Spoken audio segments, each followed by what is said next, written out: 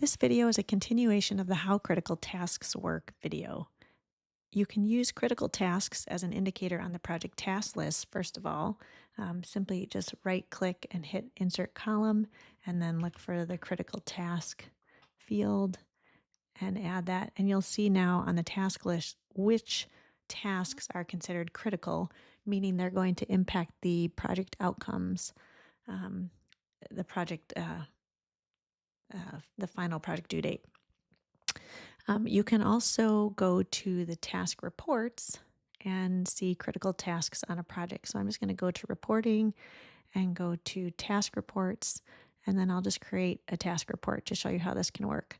So from the quick filters, it's okay to just type critical tasks, and that will be added to the filtered tasks types here. And then you can do even some more granular searching. So you could look for specific dates.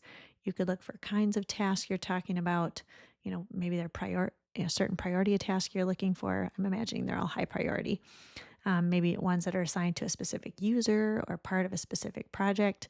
But an easy way to see them, I always think, is to group them by, let's just group them by program here. That will show which program these are in, or you could group them by project as well. And then we'll add that, and then we're going to run that report. So now when I run this report, it's going to take a minute because it's looking at all the programs across the portfolio, but it will show me all of the critical tasks on the construction program or these different programs here, and you can see them all arranged. These are tasks that, one, either are critical because they affect the project end date, or they're critical because they're a predecessor task to something that does impact the end date, or they are marked in a template as always critical no matter what, whether